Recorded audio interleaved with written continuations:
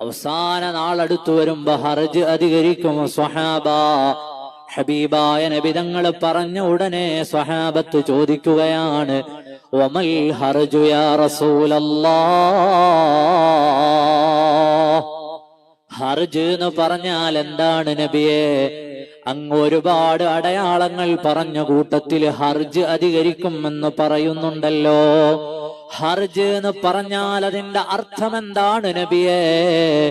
ഹബീബായ നബി തങ്ങൾ പറഞ്ഞു കൊടുക്കാണ് സ്വഹാബ, ഹർജ് എന്ന് പറഞ്ഞാൽ അൽ ഖത്ൽ, അൽ ഖത്ൽ, അൽ ഖത്ൽ, കൊലപാതകം, കൊലപാതകം, കൊലപാതകം. കൊലപാതകങ്ങൾ അധികരിക്കുക തന്നെ ചെയ്യും അവസാന നാളിലേക്ക് എത്തുമ്പോഴെന്ന് സയ്യിദുനാ മുഹമ്മദുർ റസൂലുള്ളാഹ് സ്വല്ലല്ലാഹു അലൈഹി വആലിഹി. അവസാന നാളെത്തുമ്പോ കൊലപാതകം അധികരിക്കും.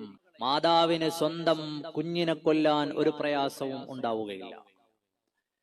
പിതാവിന് സ്വന്തം മകനെ കൊല്ലാൻ ഒരു പ്രയാസം ഉണ്ടാവുകയില്ല.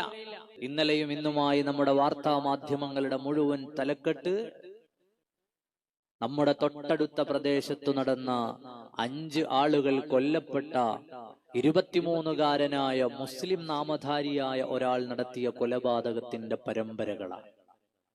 ആരെയാ കൊന്നുകളഞ്ഞത്? നാട്ടിലിറങ്ങിയിട്ട് ആരെങ്കിലും കൊന്നതാണോ? സ്വന്തം വാപ്പയുടെ ഉമ്മയടക്കം, വൃദ്ധയായ ഒരു സ്ത്രീ ഉൾപ്പെടെ, സ്വന്തം അനുജനുൾപ്പെടെ, സ്വന്തം മാതാവ് ഉൾപ്പെടെ.